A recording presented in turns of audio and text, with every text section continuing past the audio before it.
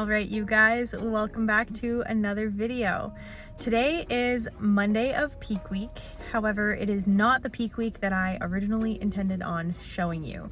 I had every intention of doing a peak week vlog and a show day vlog for my first show of the year, and that just did not happen. Post show really messed with me this time, and I did not have the capacity mentally, physically, emotionally, none of it, to take any of the content that I filmed during peak week and show day to make vlogs. Like, I just didn't. And that is why I'm here now, because I want to have just a sit down chat style video with you guys to kind of go over what happened and be able to set myself up better in the future so that I don't feel so much pressure to do that. I mean, I put that pressure on myself.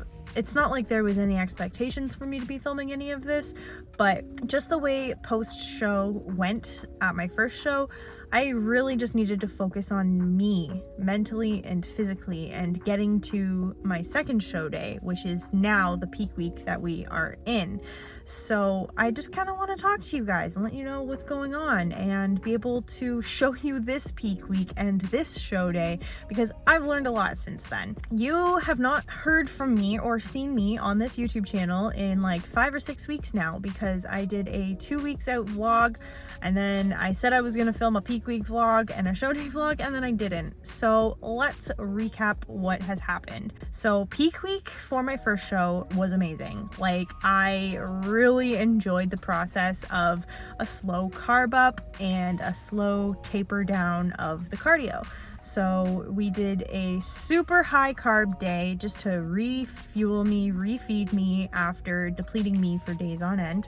And then we went back down to a lower day, not quite as low as it was when we were trying to deplete me, but we did. So we did that high carb day, and then we dropped me back down, and then every day after, leading up into the show day, my carbs went up by 20 grams every single day. So by the Friday before show, the day before, one day out, I ate like 220 grams of carbs or something like that. Crazy high number of carbs, but I loved it. It was amazing. I did a check-in on the Monday of that week, and then I checked in on Wednesday, Thursday, and Friday. And I just look back at those pictures and I'm so happy with how my physique looked, and everything was really good. Like, I mean, that vlog probably would have been pretty boring, because now I'm thinking back to it and I'm like, did anything special even happen that week? And I don't think it did. So, I mean, this week, I might film it, I might not, we'll see. I'm not making any promises, because I made a promise last time, and here I am telling you that I broke that promise because of the way my life went. So I'm really trying to keep this YouTube channel stress-free. Like, I just want to show you guys what it is to bodybuild, and that in and of itself is a lot on me mentally and physically, and just time consuming, and I don't want to feel any extra pressure to be able to put this content out. I just enjoy showing you the journey of bodybuilding, but if that means, you know, taking the time to edit the journey instead of just enjoying the journey, I'm just going to enjoy the journey, if that makes sense. So yeah, I don't have anything special to report from that peak week. I was just really happy and really excited to get on stage on the Saturday. And I mean, it was hectic. Show day in and of itself was hectic as hell. So I guess let's fast forward a little bit now to the Friday when I was eating all of those carbs. I had my first spray tan appointment. I had a friend coming to town, and she was coming with me to the gym because I really wanted to show her my gym, and I had to do a very short full body circuit that day with like the tiniest little bit of cardio. And then I had to do a bunch of errands. Like, I had to go, I think, pick up food or my post-show treats or something like that, and I had to get all of my waxing done. No, not waxing. I had to get all of my shaving done, and I had to wash my hair, and I had to do all of those things before I got my spray tan done. If you're new to this, spray tan gets done on the Friday before you step on stage, and then again on the Saturday, the day you step on stage, they do a second coat. So I had to do a bunch of that stuff before I, went to my spray tan appointment.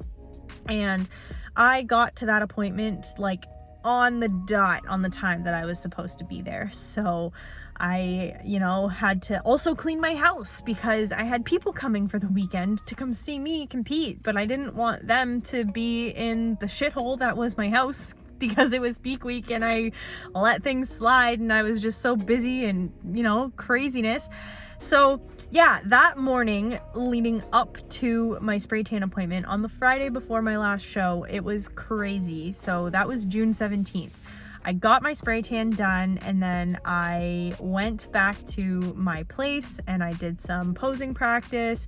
I prepped my food for the Saturday show day and I just chilled. Like, I was trying really hard to keep my cortisol levels low, keep the stress low, because stress makes your body produce cortisol, and cortisol does crazy things to your body, and that's not what we want the day before a show. So that was the Friday before. And then Saturday show day was madness, and show days are just always unnecessarily stressful. I go into them expecting the stress so that it doesn't stress me out, if that makes any sense, but it definitely still stressed me out.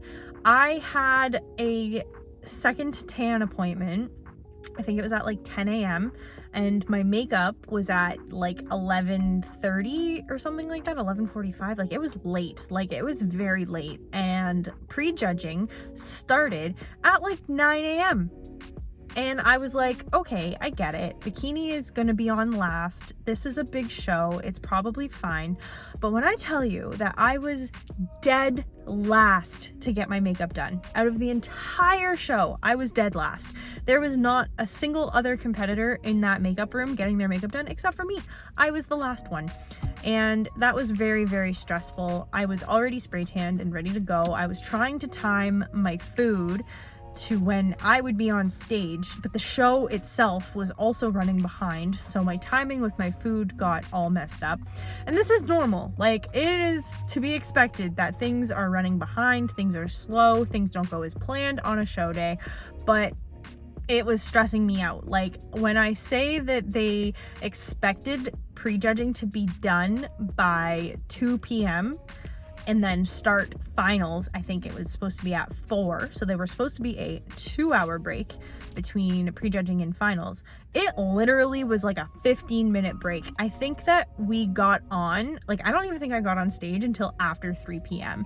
And like, we, as in the women, were backstage finishing up, and like the guys were coming back for finals already. Like, they were starting to trickle into the backstage pump up room, and it was just like, they're like, wait, you guys are still here? And we're like, yeah, prejudging's not done yet, because men's divisions all go first, and then it goes into the women's, and bikini, which I do, is always last.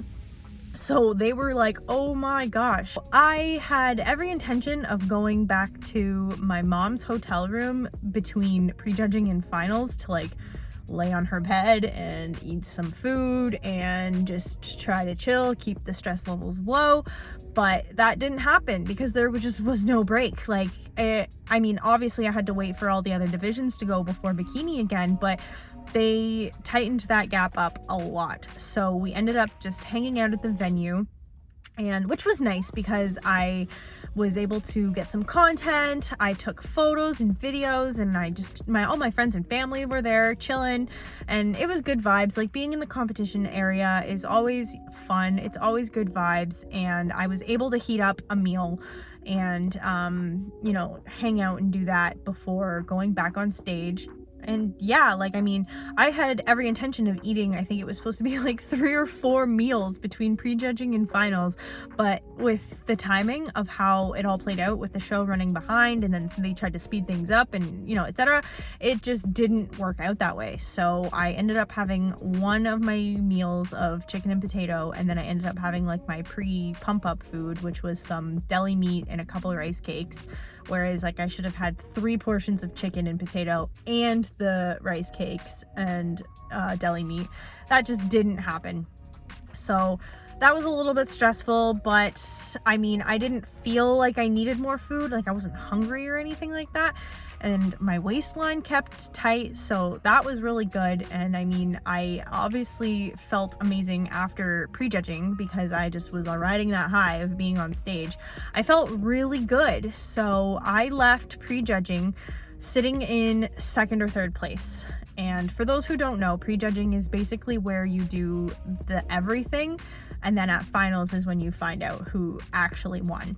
But based on where you're standing at the end of prejudging, where you are on stage is a pretty good indicator of what placing you're gonna get at finals.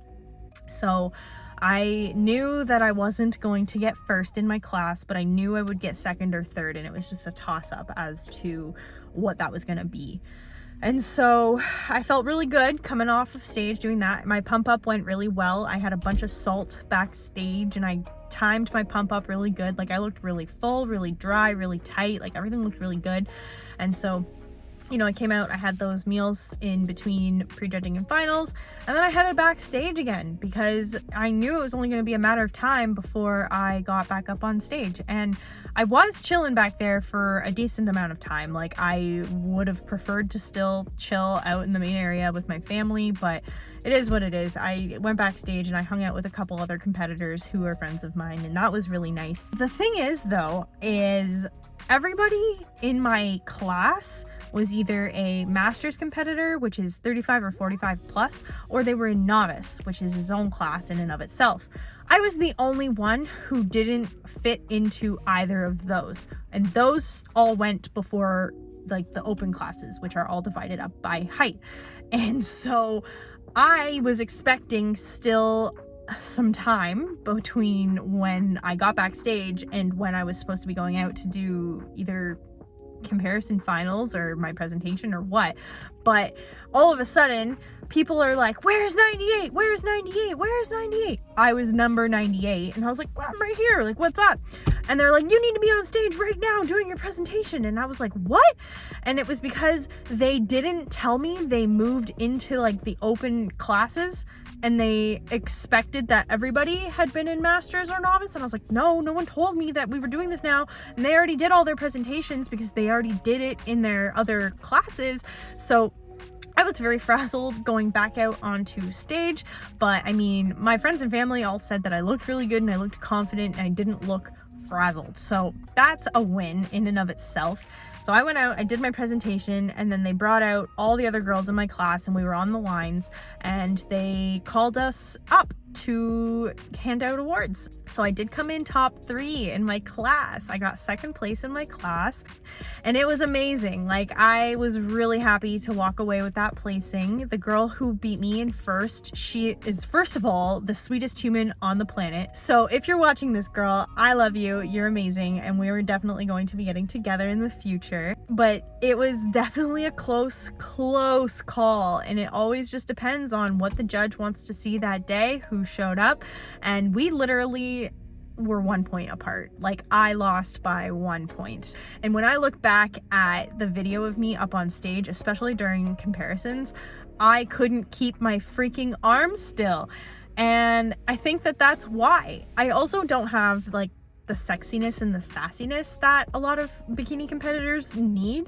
I am much more like cute and bubbly and bouncy, and the sexiness and the sassiness is something that I'm working on, and I'm definitely going to be trying to bring that into my next show this coming Saturday. That is what I've been working on. But yeah, like we literally lost by 1 freaking point, and I couldn't tell you why. Like ultimately I really couldn't tell you why, because there was things that we each had that could have put us in first. So I would love to know exactly why I came second versus why she came first. At the end of the day though, a placing is a placing, and you just gotta accept it for what it is, take the feedback and do better next time. It's always you versus you at the end of the day. Like, I mean, sure, yes, I'm on stage with other people, but as long as I am beating me and I'm taking the feedback and I'm moving on to further improve my physique, then that's all I can really ask for. So once we finished finals, I headed backstage and grabbed all my stuff and headed out to see my friends and family, and Josh was there waiting to give me a big hug and a kiss, and everybody was cheering and clapping for me.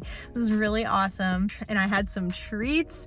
It was unreal. I collaborated with Toro Treats, so if you're local to where I am, check them out because they were incredible. Like incredible. And then one of my childhood best friends is like the most epic baker ever, and she baked me a whole bunch of baked goods and bread and pretzels and just the best food I've ever had. Like, when I tell you I took this giant roll of brioche and just started eating it after, like, that is actually what happened. So I mean, I kept it under control. Like, I really didn't have the time or really couldn't just stuff my face. So I had some bites of some yummy food, and then I went to a washroom and I got changed, and then we headed out to go out for dinner. So we went to this brewery. It is an old mill, the most gorgeous building ever. The food was unreal. I had calamari, I had a burger, I had fries. It was awesome. It was exactly what I needed. I finished the burger, but I didn't even finish the fries. And I had people help me with the calamari, and then I had like another tiny treat after that, and that was pretty much it for actual show day food. And the real kicker was the Sunday. So I was given freedom on the Sunday to intuitively eat. I was told, don't go crazy, but you're not eating prep food, and I was like, okay. And so Sunday, it really got away from me. I basically had a marathon of eating treats all freaking day, between the stuff that my friend made and the stuff from Toro Treats. Like, I just one after the other. It was bad. I also ate McDonald's that day, and I can't remember what else I actually ate, if anything that was any sort of substantial food. It was really bad. I felt like crap. I was so inflamed, so bloated.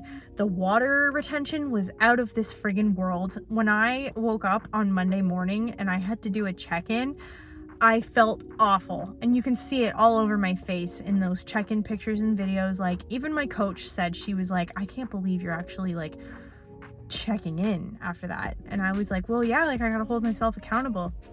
And so because I did that, we had some work to do over these last 5 weeks. So I learned my lesson to not just go balls to the wall and eat whatever the hell I feel like, and just, I gotta keep it under control, because the food is going to be there later. Like, it'll be there later. I don't need to eat it all in one day. And so that's pretty much the biggest lesson that I learned. I, after that, felt horrible. And because I was working so hard to reverse what I had done over the Saturday, Sunday of that weekend, like, I just didn't have the mental energy or physical energy even to sit down and edit and try to put something together for YouTube. Like, I just needed to focus on, one, understanding why I behaved that way, two, how was I going to fix it and not do that in the future, and three, getting to work to try to reverse the damage that I did. It just wasn't something that was on my mind, and I was embarrassed that I felt that way, and I didn't really feel comfortable going back through my peak week content and my show day content and trying to put something together that was super like, oh my gosh, look at how amazing this was, blah blah blah, when I felt horrible. I try really hard to be authentic on YouTube, on Instagram, on TikTok. Like, I try to be super transparent and authentic on these social media apps. I don't want to glorify bodybuilding for something that it isn't, and I want to show the good, the bad, the ugly. And I just didn't feel good showing the good when I wasn't prepared to talk about the bad and the ugly. And now I am prepared to talk about the bad and the ugly. And I know that this is just me talking to a camera, and you're gonna just have to take my word for all of this, but yeah, like, that's the reality of the situation. And I feel like I've learned a lot by going through that, and I know what I need to do to be better and be on it in the future. And I'm just in a much better headspace, and I'm much better physically to show you, you know, what this all looks like. And so yeah, I really just wanted to come on here and just level with you and be honest and upfront about why there hasn't been content and what to expect moving forward, and just know that I'll always be honest and upfront about these things, and it just might not come out on the schedule that I anticipate because of that, but life happens, and that's a part of me being honest about all of this. Is I'm not gonna sugarcoat that. So like I said, it's Monday of peak week, and I am definitely gonna vlog a little bit. I don't want to say if what I vlog throughout peak week is going to be its own video. It might be a very short vlog just because like peak week is not that interesting, but I feel like people would be very interested to see what happens because it's very similar to my last peak week. And like I said, we were tapering cardio down and tapering food up. So I do want to show a little bit of that and then show you what show day is all about and the craziness that comes with it. And so I think I'm going to be able to pull that off this time around. I don't want to say for sure, but that's the goal. And I am doing another show 2 weeks after this one coming as well. So I've got lots of opportunity to show you guys what's going on, but yeah, so stay tuned for more content coming while I'm still in season. And yeah, if you want to connect on social media outside of YouTube, my username is @_HollyP. Instagram is all fitness related. My other YouTube channel is going to be linked in the description down below as well. It is commentary content. My TikTok is a lot of commentary content as well, but not fitness related. And neither is my other YouTube channel, obviously, because this is my fitness YouTube channel. So yeah, I'm gonna have all of my socials linked in the description down below. My username is @_HollyP. My other YouTube channel is just Holly Pullins. Like I said, it's all going to be linked in the description down below, and I definitely want to connect with you guys outside of this YouTube channel. So hit me up over there and keep your eyes peeled for more content from me in the future. Make sure you hit that like button. Please subscribe to this channel. It really helps me out. Leave me a comment. Let me know what you thought about this video, about my previous videos, what you want to see from me in the future, and I'll see you next time. Bye.